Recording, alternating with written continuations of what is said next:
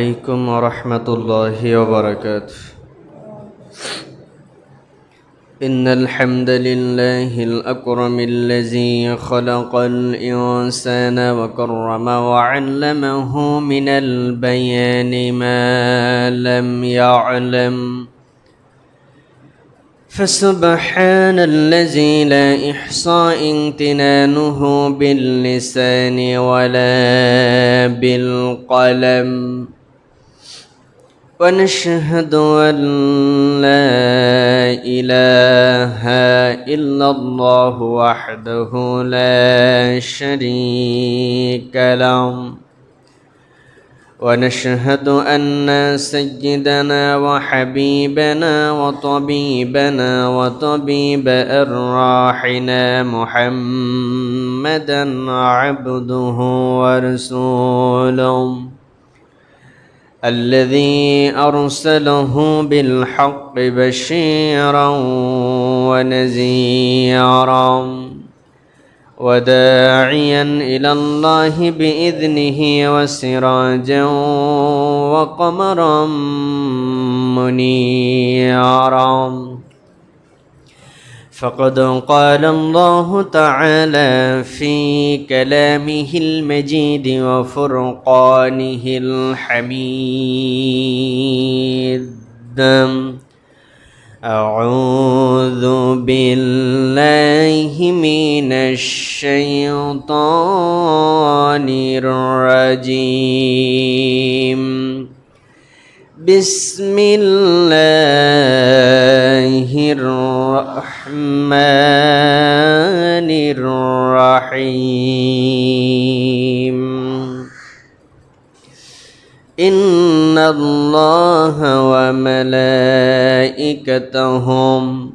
يصلون على النبي يا أيها الذين آمنوا صلوا عليه وسلموا تسليما.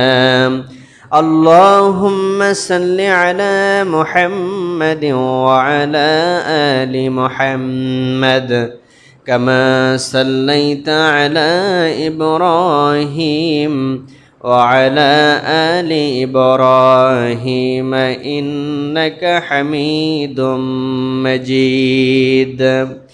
اللهم بارك على محمد وعلى آل محمد كما باركت على إبراهيم وعلى آل إبراهيم إنك حميد مجيد. بلغ العلم بكماله كشف الدجى بجماله حسنت جميع خصاله صلوا عليه وآله. بلغ العلم بكماله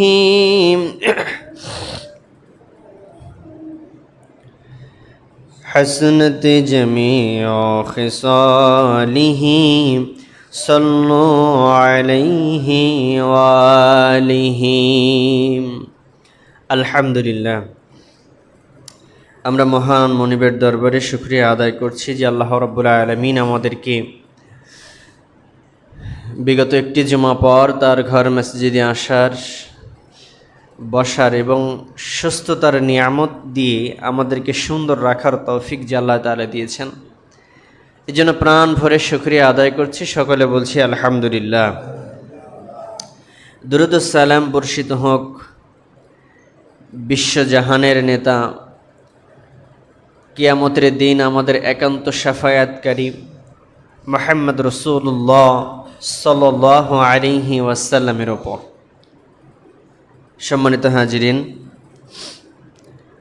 বিগত দুইটি জুমা পূর্বে আমি আপনাদের সামনে পবিত্র কালামুল্লাহর সূরাতুল মুমিনুনের 1 নম্বর আয়াতের তাফসীর করতেছিলাম, যেখানে আল্লাহ রাব্বুল আলামিন আমাদেরকে শুনিয়েছেন কদ আফলাহাল মুমিনুন, মুমিনরা সফলকাম হয়েছে।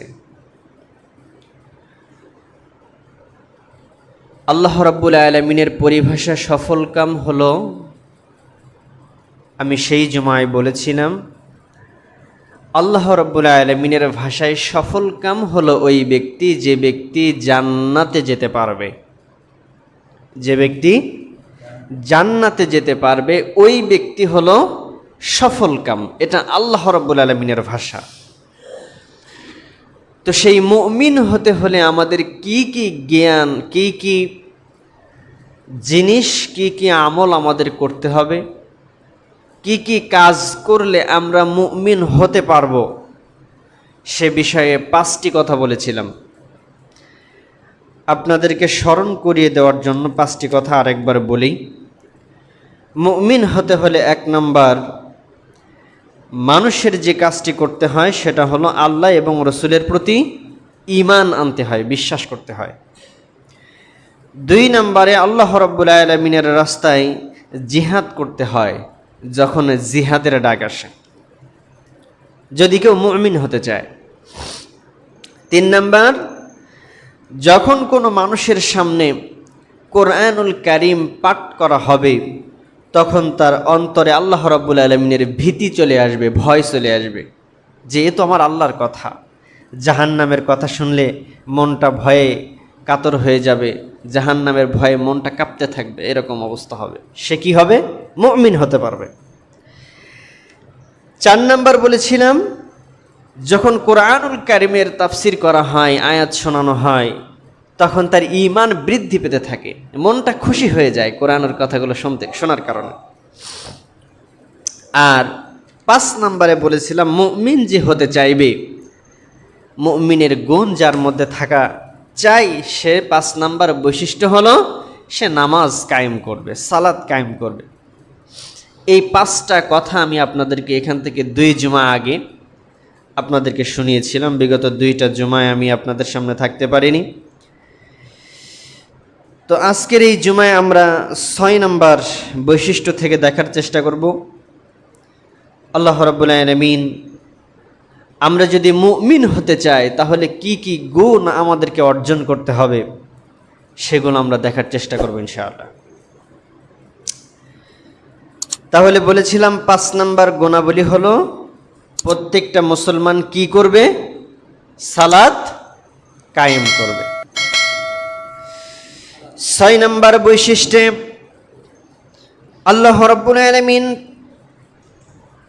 কোরআনুল কারীমের মধ্যে সূরাতুল বাকারায় এর সুন্দর সমাধান দিয়ে দিয়েছেন, সেই প্রশ্নের উত্তর দিয়ে দিয়েছেন। মানুষ যদি মুমিন হতে চায় তাহলে তার কি করা লাগবে? ওয়া মিম্মা রাযাকনাহুম ইউনফিকুন। আল্লাহু আকবার। মানুষকে আমি যে সম্পদ দিয়েছি, এই দুনিয়ায় যে সম্পদ আমরা দেখি, অর্থ, ধন, দৌলত, টাকা পয়সা, জমি, এই সমস্ত সম্পদগুলো কার? সবকিছু আল্লাহর। আমরা মাত্র কি করি? সেগুলোর রক্ষণাবেক্ষণ করি, দেখভাল করি। একটা জমি আপনি কিনছেন, এটা কিন্তু আপনার নয়, আল্লাহর। কিন্তু কেনার মাধ্যমে ওই জমির গোলামি এখন আপনার উপরে পড়ছে। জমিটাকে কিভাবে পর্যবেক্ষণ করতে হবে, জমিটার ঘেরা বেড়া দিতে হবে, তাতে গাছ লাগাতে হবে, এই রক্ষণাবেক্ষণের দায়িত্ব আপনার। কিন্তু প্রকৃত মালিককে আল্লাহ। তার উদাহরণ কি, প্রমাণ কি? আপনি যখন মারা যাবেন তখন কিন্তু ওই জমি নিয়ে যাওয়া সম্ভব নয়। আমি এমনটি করে বলি, দুনিয়ায় সেই জিনিসটা আপনার যেটা আপনি কবরে নিয়ে যেতে পারবেন।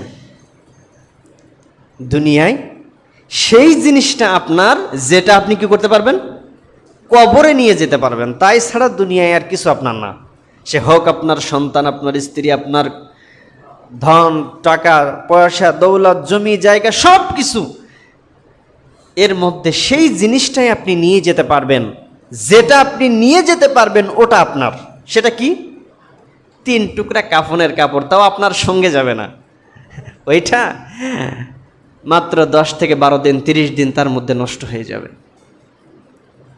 এরপরে কিছু আতর ছড়িয়ে দেওয়া হবে, ওগুলো মাটির সঙ্গে মিশে যাবে। আপনার শরীরের হাড় গোড় সব কিছু মাটির সঙ্গে মিশে যাবে। আপনার নিজের শরীরটাও আপনার নয়,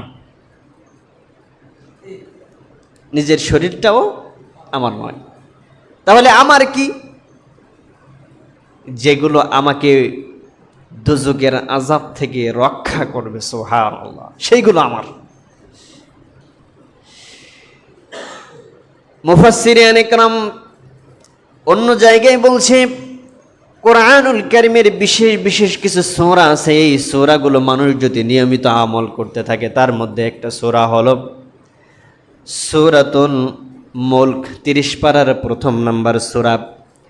এই সূরা যদি মানুষগুলো প্রতিনিয়ত তেলাওয়াত করতে থাকে, মানুষগুলো এশার নামাজের পরে ঘুমিয়ে যাওয়ার আগে যদি তেলাওয়াত করে, আবার যদি মানুষ নামাজ আদায় করে, রোজা রাখে, হজ করে, তার পর্যাপ্ত সম্পদ যদি থাকে, আবার যাকাত দেয়, তাহলে কবরের মধ্যে যখন যাবে, ডান পাশ দিয়ে যখন আযাব আসতে থাকবে, নামাজ বলবে এই পাশ দিয়ে যাওয়া যাবে না, পিছন দিক থেকে বাম পাশ দিক থেকে যখন আবার আযাব আসতে চাইবে, বাম পাশে যাকাত দাঁড়িয়ে যাবে, বলবে এই পাশ দিয়ে যাওয়া যাবে না। মাথার কাছ দিয়ে যখন আযাব আসতে থাকবে, মাথার পাশে আয়াতুল কুরসি সূরাতুল মুলক দাঁড়িয়ে যাবে, বলবে এই ব্যক্তি প্রতিনিয়ত আমাকে তেলাওয়াত করতো, এই ব্যক্তির কোনো ক্ষতি আমরা হতে দিতে পারবো না। এই জিনিসটাই আপনার, এই জিনিসটাই আপনার, এই ছাড়া আপনার আর কিছু নাই। এই আয়াতের বৈশিষ্ট্য, এই মুমিনের বৈশিষ্ট্যের মধ্যে আল্লাহ রাব্বুল আলামিন বলছেন, ওয়া মিম্মা রাযাকনাহুম ইউনফিকুন, মানুষকে আমি যে সম্পদ দিয়েছি রক্ষণাবেক্ষণ করার জন্য, মানুষ নিজে কষ্ট করে কামিয়ে নেয়, কিন্তু সম্পদটা আমি তাকে দিই। এই সম্পদ থেকে মানুষগুলি আল্লাহর রাস্তায় দান করবে, আল্লাহর রাস্তায় খরচ করবে, এটা হলো মুমিনের বৈশিষ্ট্য। আপনি মুমিন হতে হলে আল্লাহ যে সম্পদ আপনাকে দেবে, তার থেকে আপনাকে খরচ করতে হবে। কোথায়? বাজারে গিয়ে। না, এটা করবেন না সেটা কিন্তু আর নিষেধ করেন নাই, কারণ বাজারে যদি না করেন তাহলে আপনি খাবেন কি?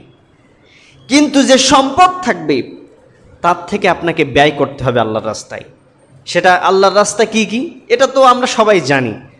আল্লাহর ঘর মসজিদের উন্নয়ন কল্পে মানুষ যখন কষ্টে পড়ে যায়, সমস্যা পড়ে যায়, তাকে সাহায্য করার জন্য, এটা কিন্তু আল্লাহ রাব্বুল আলামিনের রাস্তায় দান।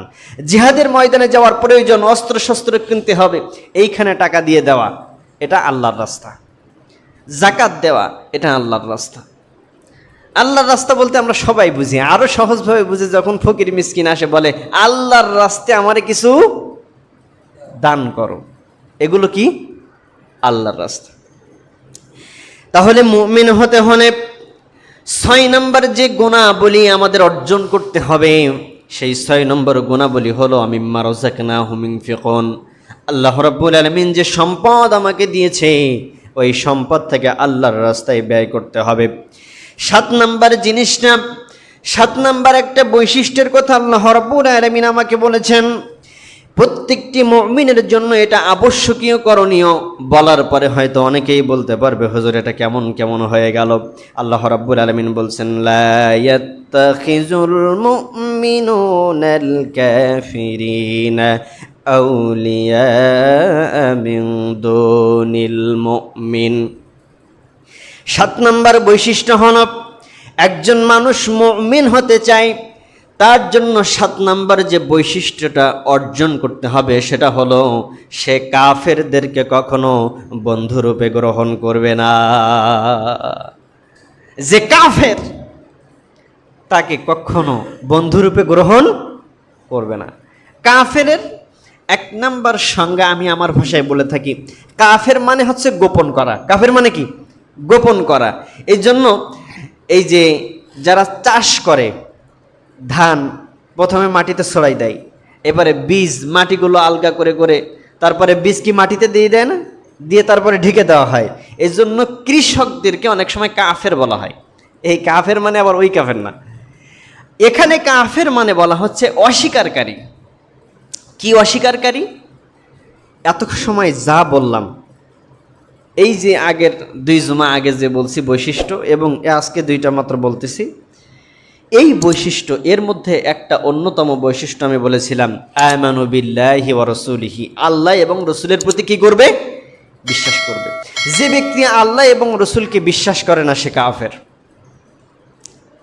আল্লাহর প্রতি বিশ্বাস কেমন? আল্লাহ এক, অদ্বিতীয়, এটা স্বীকার করবে অন্তরে, মুখে এবং কাজে। রসুল আল্লাহর প্রেরিত বান্দা এবং রসুল তিনি একমাত্র আদর্শবান ব্যক্তি আমাদের জন্য। তিনি আমাদেরকে হুকুম দিয়েছেন, শরিয়াত দিয়েছেন, এটা মুখে বলতে হবে, অন্তরে মানতে হবে, কাজে পরিণত করতে হবে। এর নাম কি? এর নাম কি? ইমানদার। আর এর বাইরে যে ক্যাটাগরি আছে সে কি? কাফের। এই কাফেরদের সাথে বন্ধুত্ব রাখা যাবে না। কাফেরদের সাথে বন্ধুত্ব থাকা চলবে না। আপনার বাড়ি, আমার বাড়ি, অনেক হিন্দুরাও আসে খাইতে, এখানে খাইতে দেওয়া নিষেধ না। বন্ধুত্বের সম্পর্কটা কেমন? গলায় গলায় থাকা। বন্ধুত্বের সম্পর্ক কি? বন্ধুত্ব কি বোঝায়? গলায় গলায় থাকা।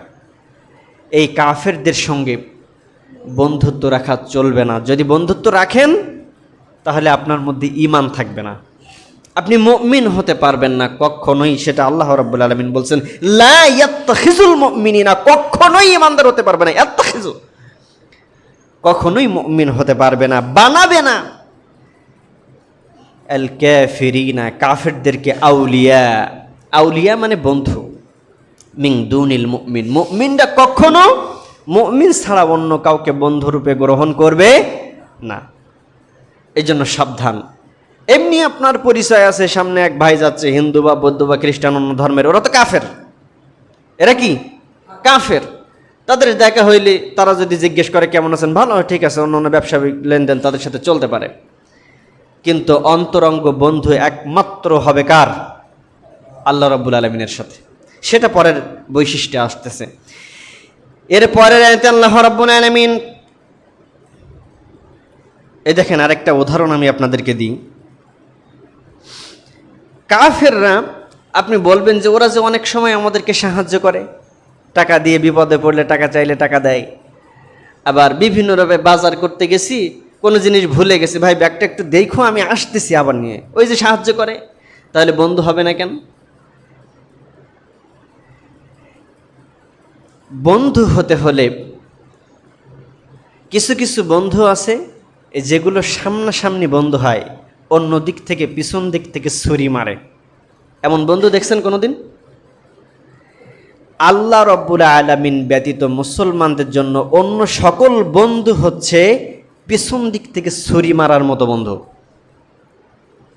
আমরা আমাদের বন্ধু রাষ্ট্র বলি, বলেন তো কাকে? ভারতকে। ভারতকে কি রাষ্ট্র বলি? বন্ধু রাষ্ট্র। এমন বন্ধু, যখন আমার দেশে খরা চলে, কোনো পানি নাই, সেই সময় তিস্তার গেটটা বন্ধ করে রাখে। আর যখন ভর বৃষ্টি হয়, দেশের নদ নদীগুলো পানিতে টইটম্বুর, তখন এবার ফারাক্কার গেটগুলো ছেড়ে দিয়ে আমার দেশটাকে ডুবিয়ে মারে। এই হচ্ছে বন্ধুর নমুনা। ভারত হচ্ছে হিন্দুস্থান, সে হিসাবে কখনোই তারা আমাদের বন্ধু হতে পারে না। মুসলমানদের একমাত্র বন্ধু আল্লাহ রাব্বুল আলামিন। পরে আসতেছে সেই আয়াত, আল্লাহ রাব্বুল আলামিন বলছেন, ইন্নামাল মুমিনুনা ইখওয়াতুন, মুমিনরা বন্ধু হিসাবে গ্রহণ করবে আরেক মুমিনকে, আরেক ইমানদারকে। একজন ইমানদার বন্ধু হিসেবে গ্রহণ করবে আরেকজন ইমানদারকে, কাফেরদেরকে নয়। কারণ কি?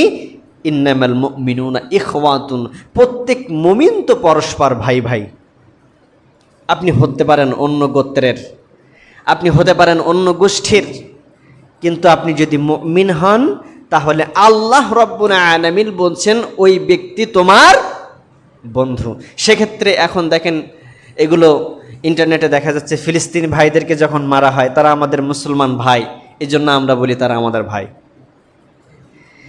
এভাবে গোটা পৃথিবীতে যেখানেই মুসলমানরা অত্যাচারিত, নির্যাতিত হবে, আমাকেও সেভাবে কষ্ট পেতে হবে, কারণ তারা আমার ভাই। এটা আল্লাহ তাআলার আদেশ।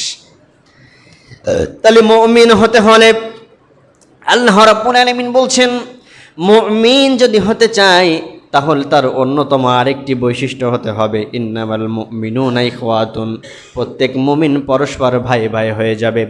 একজন মুমিন ভাই আরেকজন মুমিন ভাইয়ের ক্ষতি চাইবে না, বরং যত সাধ্য তাকে সাহায্য করার চেষ্টা করবে, তার সাথে বন্ধুত্বপূর্ণ সম্পর্ক রাখবে। এরপরের আয়াতে, এর পরের বৈশিষ্ট্যে আল্লাহ রাব্বুল আলামিন বলছেন, কোনো ব্যক্তি যদি মুমিন হতে চায় অবশ্যই তাকে এই আয়াতটি মেনে নিতে হবে। আল্লাহ রাব্বুল আলামিন বলেন, ইন্নামা কানা কওলাল মুমিনিনা ইযা দুআ ইলাল্লাহি ওয়া রাসূলিহি লিয়াহকুম বাইনাহুম আইয়াকুলু সামি'না ওয়া তা'না। আল্লাহ রাব্বুল আলামিন বলছেন, মুমিনের অন্যতম একটা বৈশিষ্ট্য হবে, গুণ হবে, যারা মুমিন হতে চাইবে তাদের অন্যতম বৈশিষ্ট্য হবে এমন, আল্লাহ রাব্বুল আলামিনের আইন ব্যতীত আর কোনো আইনকে তারা মানবে না। একমাত্র, শুধুমাত্র, কেবলমাত্র মানবে আল্লাহ রাব্বুল আলামিনের আইনকে। এখানে আল্লাহ রাব্বুল আলামিন এই আয়াত দ্বারা বোঝাতে চাচ্ছেন, মুমিন হতে হলে এতদিন যা করছি এখন অবস্থাটা কেমন হবে, এতদিন ভুল করে ফেলছি এখন অবস্থাটা কেমন হবে। এখন মুমিনদের সামনে যখন বলা হবে, আমি একটা কথা বললাম আর সেটা বলার পরে বললাম, যখন আয়াত দ্বারা আল্লাহ রাব্বুল আলামিন বলছেন, যখন মুমিনদেরকে আল্লাহ এবং তার রসুলের দিকে আহ্বান করা হয়, আল্লাহ এবং তার রসুলের কথাগুলো তাদেরকে শোনানো হয়, মুমিনদেরকে যখন, যে ব্যক্তিগুলো মুমিন হতে চায় তাদেরকে যখন আল্লাহর কোরআনের কথাগুলো ব্যাখ্যা করে করে শোনানো হয়, যখন আল্লাহর হুকুমকে বলা হয়, রসুলের আহকামগুলোকে বলা হয়, তখন তারা বলে সামি'না, শুনলাম, ওয়া তা'না, এবং সঙ্গে সঙ্গে তা মেনে নিলাম। সুবহানাল্লাহ। মুমিনের বৈশিষ্ট্য হতে হবে এমন, আল্লাহর এবং রসুলের কোনো কথা যখনই শুনবে সাথে সাথে তাকে বলতে হবে, আমি এটা শুনলাম, আল্লাহ রসুল বলছে, আমি এটা মেনে নিলাম। আবার এরকম মানে গ্রামের ভাষায় বলে কুত করবে না, এটা কেমন হয়ে যায়, এরকম কোনো কথা চলবে না। বিয়ে বাড়িতে গান বাজনা হয়, গান বাজনা না হলে বিয়ে হয় না। এখন যদি হুজুর যে বলে এটা আল্লাহ এবং আল্লাহ রসুলের নিষেধ করছে, তখন কি বলে, একটা দিন একটু না বাজালি বিয়ে শাদী। মুমিন হতে পারবেন? ওখানে যে আমি বলেছি আল্লাহ এবং রসুল বলেছেন গান বাজনা করা যাবে না, বিয়ে বাড়ি এমন হবে, আসলে সুন্নাতি বিয়ে তো আমাদের হয়ই না, এই জন্য অধিকাংশ পরিবারে সমস্যা লেগেই থাকে। কারণ আপনার বিয়েটা হচ্ছে হারামের উপর ভিত্তি করে। বিয়েটা কি? একটা হালাল সম্পর্ক স্থাপন করা, সেই সম্পর্কটা তৈরি হচ্ছে হারাম সঙ্গে করে নিয়ে, তাহলে আপনার বিয়েটা কিভাবে হবে? আপনার বিয়ে হচ্ছে সেই সময় তো আপনার হারাম দিয়ে শুরু করলেন, তার মানে বিয়েটাও হচ্ছে না। বিয়ে না হওয়ার কারণে এবার আপনি স্ত্রীর সাথে একই সঙ্গে থাকতেছেন, সেটাও হারাম। যে বাচ্চাটাও হচ্ছে ওটাও হারামজাদা। হারামজাদা মানে গালাগালি না, জাদা মানে পুত্র, আর হারাম মানে তো হারামি, তার মানে হারাম পুত্র যে, তাকে বলা হয় হারামজাদা। তাহলে ওই সন্তান কখনো ইসলামের পক্ষে কথা বলতে পারে না আমার মনে হয়। এই জন্য কোরআন এবং হাদিসের কথা যখন যে মুহূর্তে যেখানে যে অবস্থায় হবে, সঙ্গে সঙ্গে বলতে হবে সামি'না, আমি শুনলাম, ওয়া তা'না, আমি এটা মেনে নিলাম। এটার নাম মুমিন। এর পরবর্তী আয়াতে আল্লাহ রাব্বুল আলামিন বলছেন, মুমিন যদি হতে পারো, মুমিন, এত সময় সবগুলো বিভিন্ন বৈশিষ্ট্যের কথা আল্লাহ রাব্বুল আলামিন বলে মাঝে একটা উপকারের কথা বললেন, যদি তোমরা মুমিন হতে চাও আর হতে পারো, তবে তোমাদের অবস্থাটা কি হবে? আল্লাহ রাব্বুল আলামিন তোমাদের একমাত্র বন্ধু হয়ে যাবে, তোমাদের সাহায্য করার জন্য। ওয়াকালু হাসবুনাল্লাহু ওয়া নি'মাল ওয়াকিল, তোমরা যে বিপদে পড়বে সেই বিপদ থেকে রক্ষা করার জন্য সব থেকে বড় বন্ধু হিসেবে আল্লাহকে পেয়ে যাবা। এর থেকে বড় পাওয়া দুনিয়ায় একজন মানুষের জন্য আমি মনে করি আর কিছু হতে পারে না। এই জন্য আমাদের উচিত মুমিন হওয়া, মুমিন হওয়ার চেষ্টা করা। যে বৈশিষ্ট্যগুলো আল্লাহ রাব্বুল আলামিন আমাদেরকে বলছেন কোরআনুল কারীমের মাধ্যমে, রাসূল আমাদেরকে জানিয়ে দিচ্ছেন, এই কাজগুলো যদি তোমরা করতে পারো তাহলে তোমরা মুমিন হতে পারবা। আর যদি মুমিন হও তাহলে মুমিনদের সাহায্যকারী আল্লাহ তাআলা। স্পষ্ট উদাহরণ কোরআনুল কারীমের মধ্যেও এই উদাহরণটা আল্লাহ রাব্বুল আলামিন দিয়েছেন। বদরের যুদ্ধ যেদিন হয়েছিল, মুসলমানরা মাত্র 313 জন, অপোজিট পক্ষে কাফেরদের রয়েছে 1000 সৈন্য। 1000-এর বিরুদ্ধে যুদ্ধ করতে আসছে কয়জন? 300 জন। 313 জন, 13 জন আমি বাদই দিলাম, 300 জন। একজনের ভাগে পড়ে কয়টা?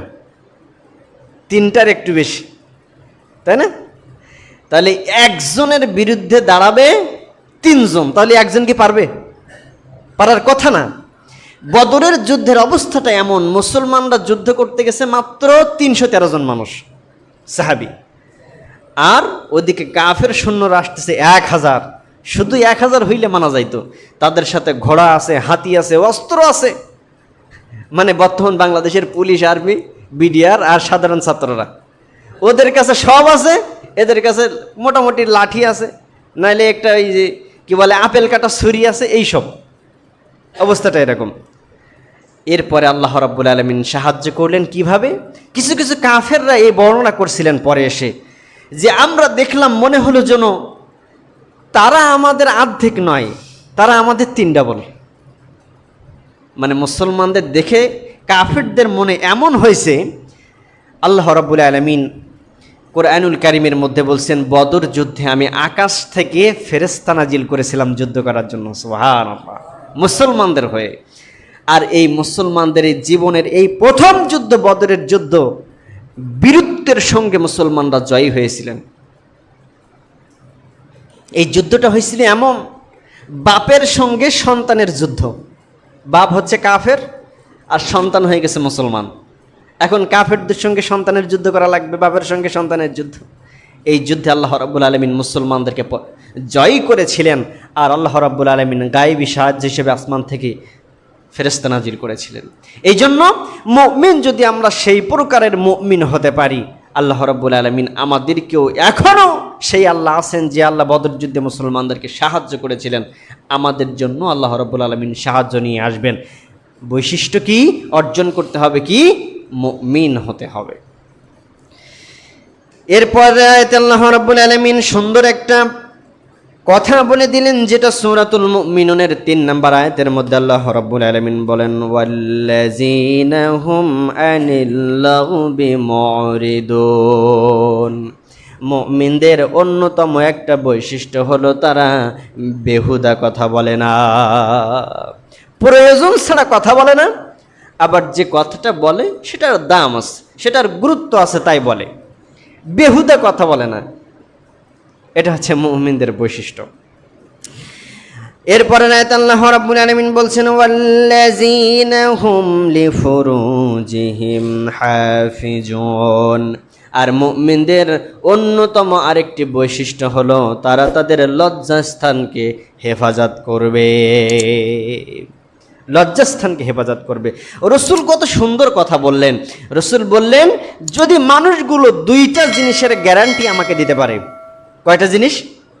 2টা জিনিসের গ্যারান্টি যদি কোনো মানুষ দিতে পারে, রাসূল বলছেন তাকে আমি জান্নাতের গ্যারান্টি দিলাম। নাউজুবিল্লাহ, নাকি? সুবহানাল্লাহ। রাসূল বলছেন মাত্র 2টা জিনিস এর গ্যারান্টি যদি কোনো মানুষ দিতে পারে আমাকে, তাহলে আমি রাসূল ঘোষণা করছি তাকে আমি জান্নাতে নিয়ে যাব আমার সঙ্গে। সুবহানাল্লাহ। সেই 2টা জিনিস কি? রাসূল বলছেন 1 নম্বর হলো 2 চোয়ালের মধ্যবর্তী স্থান। 2 চোয়ালের মধ্যবর্তী স্থান হলো গাল, মুখ। এই মুখ এমন ভয়ঙ্কর জিনিস, এই মুখ দিয়েই মানুষের যত প্রকার ক্ষতি করা যায়। মানুষকে ক্ষতি করতে চান, শুধু মুখের কথা দিয়ে ক্ষতি করা যায়। আবার এই মুখ বলে, কথায় বলে, মুখের বুলি আর বন্দুকের গুলি একবার গেলে আর ফেরত আসে।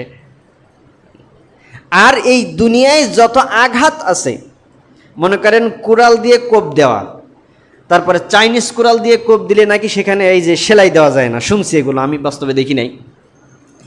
এই কোপগুলো দিলে দাগগুলো মেশে না বা মিশে যাইতে পারে, কিন্তু রসুল বলছেন সব থেকে বড় আঘাত হলো কালেমা দিয়ে আঘাত দেওয়া, অর্থাৎ মুখের কথা দিয়ে কারোর অন্তরে আঘাত দিলে ওটার অবস্থা হয় এরকম, আগের কালের মানুষ আগুন যেন ফুরিয়ে না যায়, তাই যে ছোট ছোট কাঠের গুঁড়া আর কি দিয়ে যেন এটা বানিয়ে রাখতো, আগুন ওইভাবে থেকে যেত ওর মধ্যে, সুপ্ত আগুন, যখন প্রয়োজন হতো ওখানে একটু ফু দিলে আগুনটা জ্বলে উঠতো, তখন তার থেকে আগুন নিত। এরকম দেখছেন আপনারা? মানুষের মনে আঘাত দেওয়া, মুখ দিয়ে আঘাত দেওয়া বিষয়টা এরকম। এখান থেকে 20 বছর আগে আপনি কোনো কথা দিয়ে আঘাত দিয়েছেন, 20 বছর পরে যখন আপনার সামনে দিয়ে দেখা হবে, চোখটা বন্ধ করবে আর বলবে ওই সময় এই কথাটা সে আমারে বলছিল। এই মুখের আঘাত এটা কখনো মোছা যায় না, এজন্য সাবধান। রসুল এমনি এমনি বলেন নাই যে মুখের হেফাজত করো, এই মুখের দিয়ে ফাহিশা কথা বলা থেকে বিরত থাকতে হবে। রসুল বলছেন দুইটা জিনিসের মধ্যে 1 নম্বর জিনিস হলো যদি মুখটাকে হেফাজত করতে পারে, আরেকটা হচ্ছে 2 উরুর মধ্যবর্তী স্থান, লজ্জা স্থান যদি মানুষ হেফাজত করতে পারে, আমি রসুল গ্যারান্টি দিচ্ছি তাকে আমি সাথে করে নিয়েই জান্নাতে যাব। সুবহানাল্লাহ। আল্লাহ রাব্বুল আলামিন আমাদের সকলকে তৌফিক দান করুক। ওয়া আখিরি দাওয়ানা আলহামদুলিল্লাহি রাব্বিল আলামিন। আসসালামু আলাইকুম ওয়া রাহমাতুল্লাহি ওয়া বারাকাতুহু।